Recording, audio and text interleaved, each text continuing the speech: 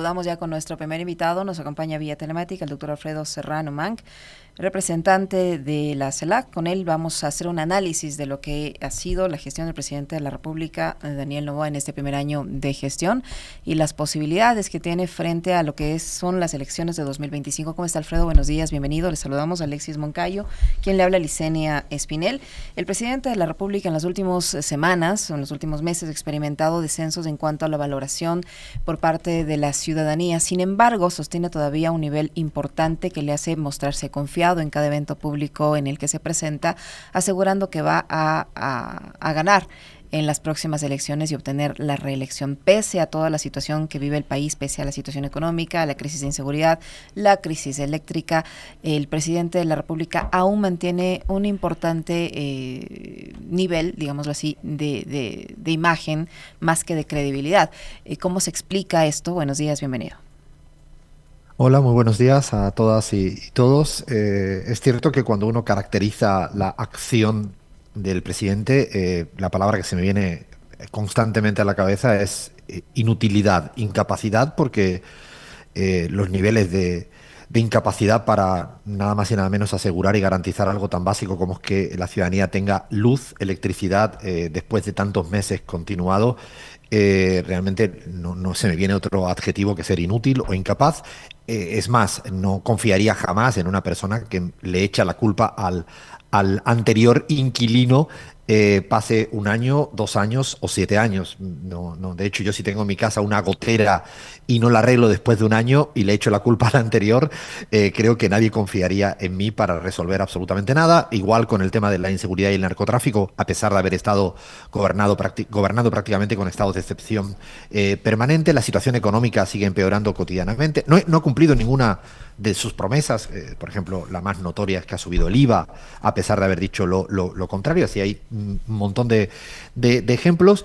Yo creo que hay una tendencia muy clara. Cuando uno mira todas las encuestas y todo el análisis de opinión pública, en su imagen positiva va en caída libre, es decir, va bajando. Ya se le acabó esa primera luna de miel post victoria electoral y la tendencia es clara. Es cierto, y ahí es donde viene un poco el dilema que a veces uno tiene que afrontar, aún tiene una imagen positiva relativamente alta para su incapacidad y para su inutilidad. Yo creo que explica esto, por un lado, la orfandad de liderazgos de hoy en día Uh-huh. de la derecha ecuatoriana, del neoliberalismo ecuatoriano. Yo creo que hay, en el fondo, si uno mira la aprobación de gestión del señor Noboa, todavía es más baja que su imagen positiva. Y esto lo que dice es que hay una parte de la ciudadanía que no encuentra ningún tipo de referentes en el campo ideológico neoliberal, de la derecha, conservador, llámale como buenamente quiera, y todavía se aferra al único que existe encima del tablero, aunque está descontento por su gestión económica, descontento por su gestión en materia de electricidad y descontenta en su gestión por el día a día de la inseguridad, que son tres aspectos muy básicos.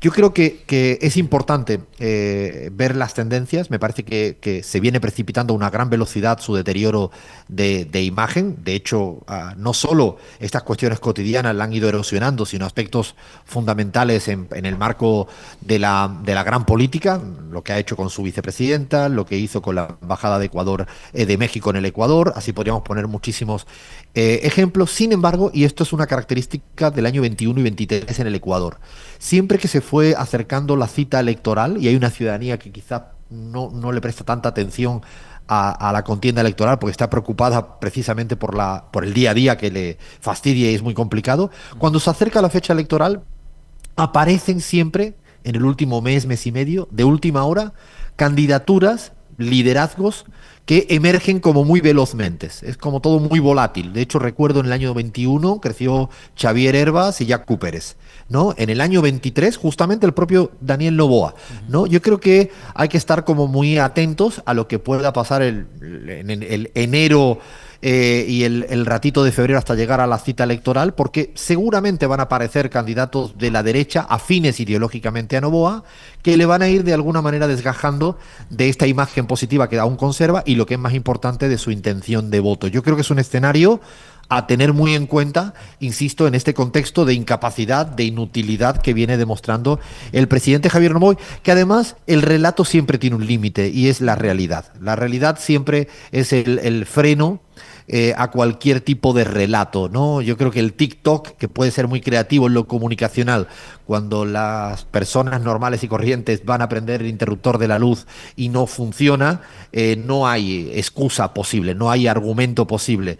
Es más, yo me atrevo a decir inclusive que Javier Noboa y la sociedad tiene que exigirle ahora incluso daños y perjuicios de lo que ha hecho ya Daniel Noboa en contra de las empresas pequeñas, medianas y de la sociedad. Yo creo que es el momento de incluso exigirle a él personalmente, no sé si existe vía judicial para eso, desconozco la legislación ecuatoriana, pero un presidente no puede mantener a la población, a las pymes, a las empresas sin luz durante un tiempo. Yo creo que esto es algo que incluso debería ser explorado en estos momentos en el Ecuador, porque realmente llama la atención el silencio de alguna manera respecto a la responsabilidad del actual presidente, hoy en día candidato. Uh-huh. Hola Alfredo, qué gusto saludarte, buenos días.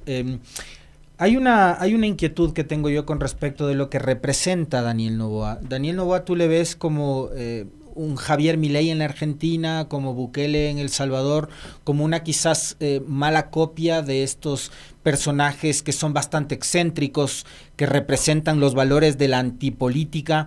Y acá tenemos, digamos, una corriente, ¿no?, que nos habla mucho, que tiene que ver también con el discurso del presidente, que habla del nuevo Ecuador en contraste con el viejo Ecuador, pero sin mayor contenido, coincidiendo además en lo que tú decías hace un momento, ¿no?, de que la crisis profunda que vive el país en materia de seguridad, de la economía, de la gente, ¿no?, del bolsillo que se ha visto golpeado, de la electricidad, en fin, nos plantea una realidad mucho más compleja de lo que puede mostrarnos el presidente a través de su comunicación, más allá de la gestión, que es bastante pobre.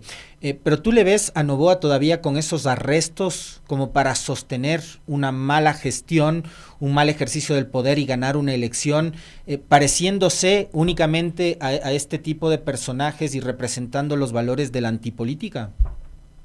Yo creo que Noboa sí tiene una coincidencia en el corpus ideológico a la derecha latinoamericana y a la derecha mundial, pero creo que dista mucho de su capacidad en cuanto a liderazgo y en cuanto a instalar agenda que tiene Javier Milei en la Argentina o Bukele en El Salvador. Yo creo que si me atrevo a decir que incluso no es un líder fuerte, que no tiene una capacidad de comunicación efectiva en materia de ideas, de programas, es más, mucho más, intenta de hecho posicionarse más como alguien siempre más naif, más ingenuo, más silencioso, jugando incluso con un manual que yo diría que está muy obsoleto en la política mundial y latinoamericana, que es prácticamente la idea de siempre quedar bien, tener un discurso relativamente, falsamente moderado, no tiene nada que ver con como tú bien planteabas, no solo el nivel de excentricidad, sino de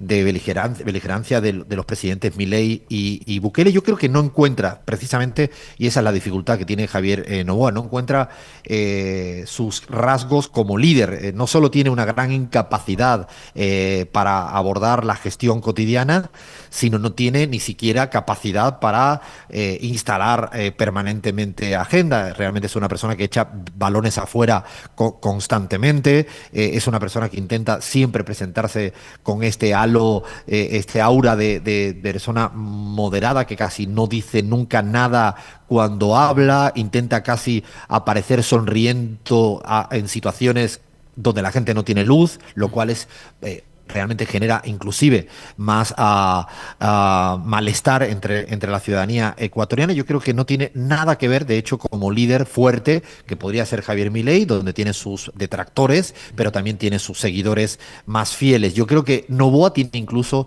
un electorado que le votó más por una coyuntura puntual del Ecuador.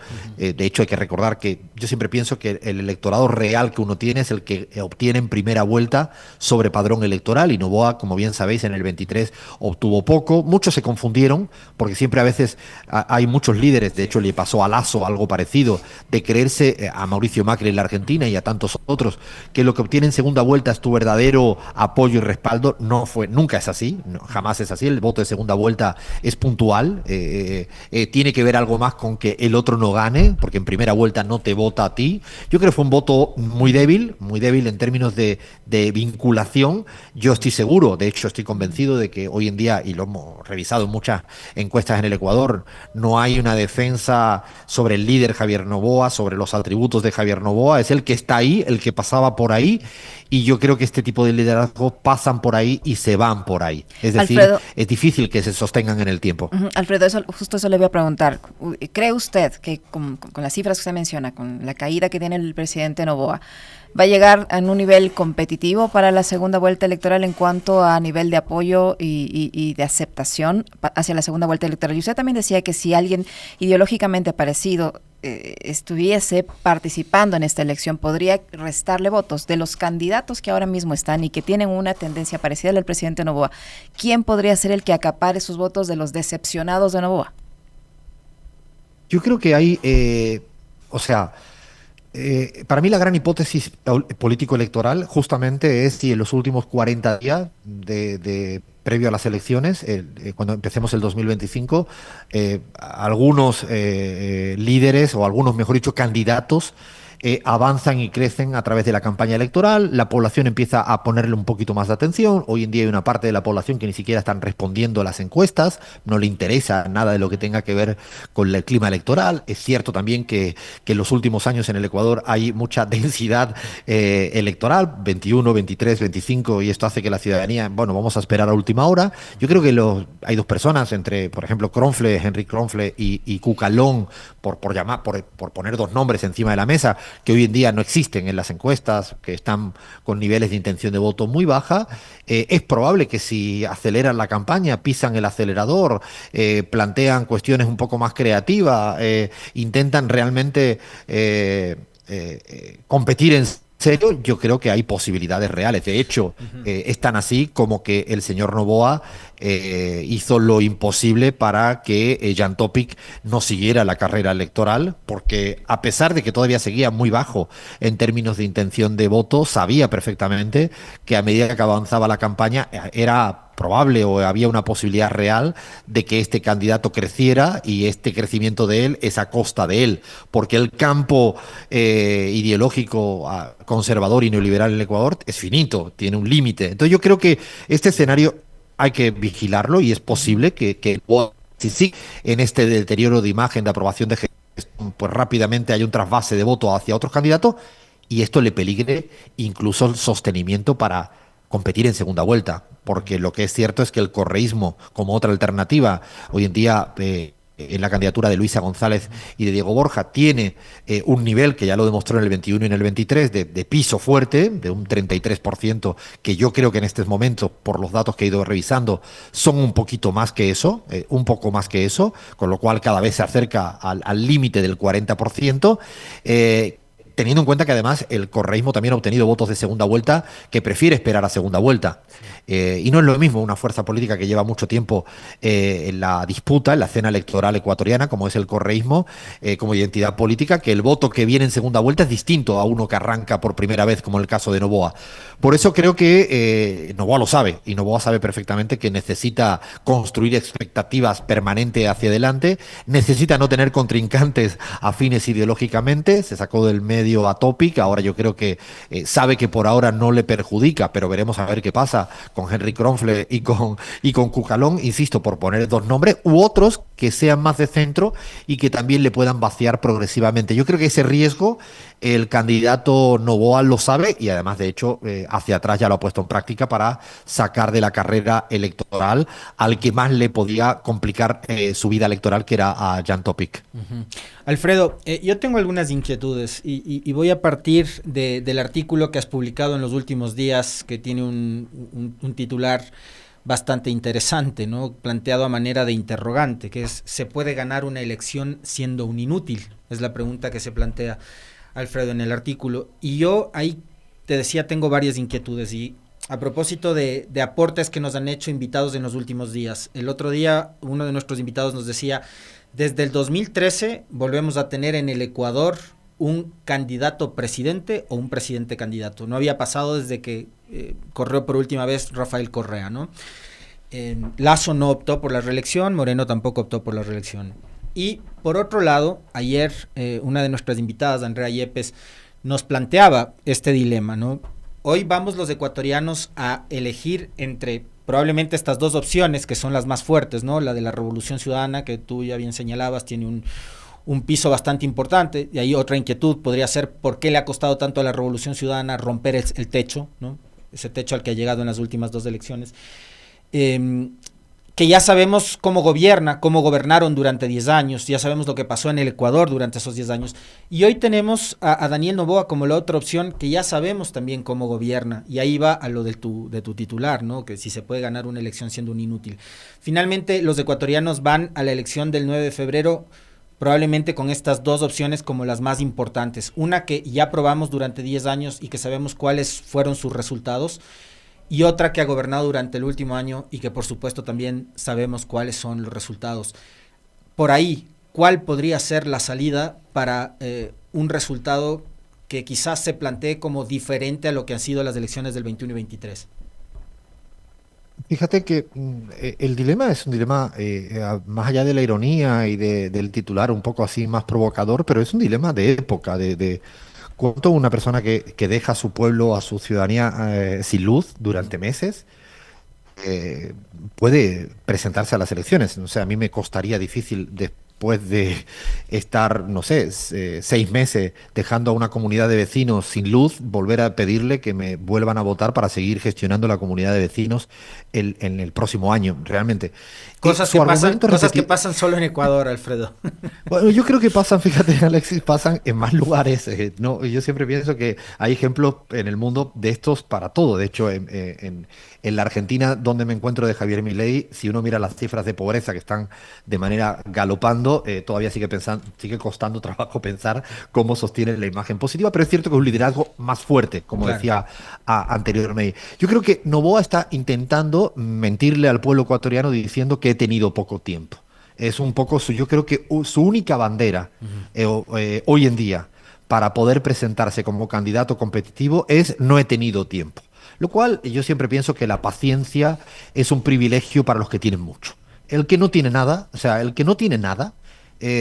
no puede pensar incluso cómo planificar dentro de 3 meses. Tiene que comer en el día de hoy, tiene que llevarle algo de comer a su hijita, a su hijito en el día de hoy. No, la paciencia yo siempre pienso que está sobrevalorada para unas clases sociales que tienen mucho sobre lo cual planificar. El que no tiene nada no planifica y por lo tanto no puede tener paciencia, y creo que Noboa está haciendo un esfuerzo retórico para pedirle más paciencia diciendo he tenido poco tiempo, cuando un año es tiempo suficiente, por lo menos para no generar problemas que ni siquiera había. Que ese es todavía uno de los asuntos que hay que llamar la atención. Eso por un lado. Lo que yo creo que hoy en día está en disputa en el Ecuador es si se está de alguna manera colando un espíritu de segunda vuelta en primera vuelta. Yo creo que eso es algo que hasta ahora en el 21 y en el 23 no pasaba, porque era muy fragmentada la oferta partidaria de la derecha ecuatoriana, ¿no? El correísmo siempre obtenía lo mismo y la derecha iba modificándose, ¿no? De hecho, si uno lo mira, por ejemplo, no sé, la sumatoria de Hervas y Yacu Pérez en el 21 eran casi 35 puntos y en cambio en el 23 no sumaban 5. O sea, iba cambiando, eran todos nuevos o modificándose sus posiciones. Sin embargo, ahora, en este momento, pareciera que hay una suerte de espíritu de segunda vuelta en primera vuelta, porque están las dos grandes fuerzas, el correísmo que sigue siendo la mayoritaria, y ahí está Noboa intentando que nadie se le escape, a pesar de que ya no confían tanto en él, a pesar de que no le aprueban, a pesar de que no tiene tanta imagen positiva. Claro, ese es el intento de Noboa, que pretende de alguna manera que se quede ese espíritu de segunda vuelta en primera, con un riesgo. Con el riesgo que tiene es que le aparezcan otros a sus alrededores. Ya el primero que ha aparecido lo sacaron por la vía judicial, que es una praxis cada vez más habitual en un estado de no derecho, como viene siendo el Ecuador de los últimos años, ¿no? Y por Por eso él juega esto. Lo que es cierto es que a diferencia también creo que es importante es que el tiempo juega en contra del modelo Noboa. Me explico, no solo por el año, sino es que ya vienen muchos años de fracaso del modelo neoliberal. Y a medida que va pasando el tiempo, el péndulo, como diría el Pepe Mújica o como dice Álvaro García Linera, el péndulo se va modificando. Y yo creo que hay una cuota de péndulo que es de ya me cansé de estos, que ahora le juega en contra a Noboa, al modelo neoliberal, al modelo FMI, al modelo que ya sabemos con todas sus características. Yo creo que el paso del tiempo, después de tanto tiempo, no solo el año de Noboa, sino los años precedentes de un modelo más o menos nítido, conservador, aunque Noboa se quiera ahora decir yo soy diferente, bueno, pero en el fondo en algunas cosas del modelo económico es prácticamente lo mismo y en los modelos y en los temas de seguridad y en los temas de electricidad es aún peor. Yo creo que el tiempo está jugando en contra, el péndulo, y de hecho cuando uno mira las cifras, los valores que he visto en encuestas propias y en encuestas ajenas o incluso que no son afines al correísmo, los niveles de aceptación, de aprobación, de imagen presente hoy en día de Luisa González, de Rafael Correa, de líderes históricos de la Revolución Ciudadana tienen niveles muy altos. Por encima muy de altos Noboa. es Por encima muy de Noboa. mucho. ¿Cómo? Por encima de muy Noboa. Muy por encima de Noboa. Cuando digo es muy por encima de Ahora, Noboa. yo ahí te quiero plantear una inquietud, Alfredo, a propósito de lo que tú manifestabas con respecto del péndulo. Acá, digamos, no tanto tiene que ver mucho con la ideología, ¿no? Con si eres de izquierda o si eres de derecha. Tú lo conoces mejor que yo, tú investigas, tú sabes la realidad del país, ¿no? No necesito tampoco explicarte ni mucho menos, pero por eso mismo conoces de la fuerza que tiene el anticorreísmo, ¿no? Porque así como el correísmo tiene un piso muy fuerte y un voto duro muy fuerte, hay un anticorreísmo que en cada elección también se ha hecho fuerte. ¿Tú crees que hoy el anticorreísmo vuelva nuevamente a ser protagonista y el Ecuador nuevamente esté jugándose su destino por qué tan correísta o qué tan anticorreísta eres, o como algunos medios de comunicación y periodistas promueven acá, lo importante, da igual que gane Noboa o que gane Cucalón o gane Cronfle, lo importante es evitar el regreso del correísmo? Yo creo que lo que es la identidad política anticorreísta se ha ido modificando y evolucionando en estos últimos años y cada vez es menor el anticorreísmo por una sencilla razón. Y es que al final de todo lo importante es que la sociedad cotidianamente viva un poquito mejor, no sufra cortes de electricidad constantemente, no tenga que ser todo el día con problemas de inseguridad en la esquina de cada barrio, que el salario crezca un poquito, que las cosas funcionen un poco, que en el fondo es ideológico, todo es ideológico. Otra cosa es que se pueda ser más cuestionable desde las estructuras de clases partidarias tradicionales, la política tradicional, pero la ideología si yo quiero tener una educación mejor, una salud mejor, un transporte mejor, voy por este camino o voy por este otro camino. Hoy en día los resultados, por eso creo que el anticorreísmo como identidad política en el Ecuador, y también lo digo con cifra, ha ido mermando en este último tiempo, pero por una sencilla razón, porque efectivamente lo que ha hecho los que decían ser anticorreístas para gestionar el país es que no hacen nada bien en términos de ni siquiera de saber garantizar la electricidad, que me parece que además a veces uno lo normaliza, lo metaboliza, pero no tener electricidad durante meses, durante un montón de horas al día, para una pyme o para una persona o para una institución es realmente casi indefendible, más allá de que tú le sigas echando la culpa a algo paranormal, ¿no? Que es lo que ha hecho el señor Noboa. Por eso creo que el anticorreísmo, si bien en un momento inicial en la salida de Rafael Correa con un poder de comunicación en contra, un poder judicial en contra, prácticamente con una suerte de retahíla constante de inventar causas de cualquier tipo,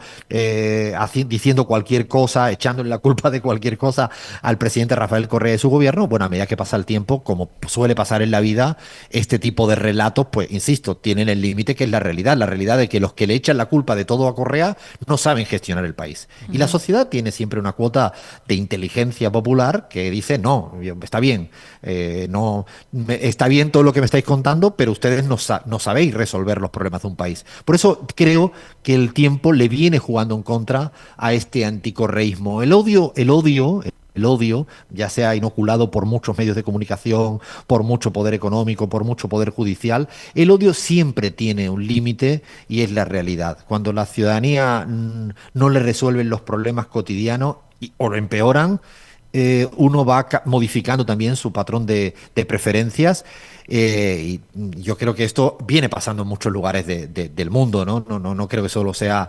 yo creo que a veces la identidad política anticorreísta es más ruidosa, ¿no? Es muy ruidosa porque tiene mucho eco comunicacional y efectivamente hace daño, porque si repites permanentemente el mismo mantra, efectivamente pues erosiona. Pero yo creo que a medida que va pasando el tiempo, precisamente los números hoy en día que uno analiza de todo tipo de encuestas, es que la imagen del presidente Rafael Correa, inclusive hay un factor importantísimo entre los jóvenes. Es que hay algo que también la memoria no es para siempre. Aquellos que escucharon permanentemente los medios de comunicación decir cualquier cosa en torno al presidente Rafael Correa, bueno, hoy en día hay una generación joven que no ha escuchado eso. Pero que esa no generación joven, Alfredo, esa generación joven o gran parte de esa generación joven es la que apoya ahora mismo al presidente Noboa. ¿Por qué? Porque le proponen becas, no estoy de acuerdo. Porque le ofrecen universidades, porque les animan a seguirle en cosas muy superficiales. Sentido, hay una gran parte de esa juventud que respalda al presidente. Los números no dicen eso. Ninguna de las encuestas que yo he revisado, la propia que hice presencial no hace tanto tiempo, pero las que he revisado última, que insisto, son incluso de consultores que jamás han trabajado con el correísmo, para ser muy claro. Y he leído la letra pequeña de las encuestas, que es lo que hay que leer. Ninguna de las encuestas consultadas plantean que los jóvenes son afines a Noboa. Es parte de un marco constante, incluso maniqueo, de considerar que como Noboa es joven, tiene sintonía con los jóvenes. Es más, de hecho, ya pasó. Muchas veces uno piensa que poner un joven Pepe Mújica es una persona de cierta edad y tiene una ascendencia sobre la población joven. Andrés Manuel López Obrador, en México, que salió por la puerta grande en términos de votación y de imagen positiva, tenía una aceptación entre la población joven, pues no creo que sea tan fácil. Yo creo que Noboa, es cierto que en los primeros momentos, como tú bien planteas, sí tenía quizá una población joven que, bueno, le dio el voto. No era mayoritario, de hecho no fue mayoritario. Sin embargo, a día de hoy, todas las cifras que he revisado, todas, no dicen eso, y de hecho la imagen positiva de Rafael Correa, de Luisa, particularmente la de Rafael Correa, entre los jóvenes es infinitamente superior a la de Daniel Noboa. Yo creo que en eso me parece que no es así. Ahora, otra cosa es un cierto sector de los jóvenes que hacen mucho más ruido mediáticamente. Cuidado con lo inversamente proporcional del ruido, ¿no?, con la población real. Muchas veces uno se confunde porque está en burbujas, yo el primero, ¿no?, que escucha permanentemente a unos jóvenes afines y a unos jóvenes en contra. Bueno, pasa en otros sitios. De hecho, en la Argentina, si uno mira las burbujas, dirá, donde uno me muevo son todos antimileístas, y no lo son. La sociedad cabalga por otros lugares, aunque a mí no me guste lo que piensa ideológicamente en algunos momentos de la historia argentina. Una muestra de lo que dice Alfredo es que toda la campaña publicitaria está volcada justamente a los jóvenes. Es ahí donde necesita Noboa convencer, porque no tiene el gran apoyo que alguna gente pretende hacerle creer al país de que Noboa es el candidato de los jóvenes. Incluso en la elección anterior me parece que Luisa tuvo más voto joven que el propio Daniel Noboa. Alfredo, te queremos agradecer infinitamente. Un fuerte abrazo. Muy gentil. Muchas gracias y un fuerte abrazo para todas y todos.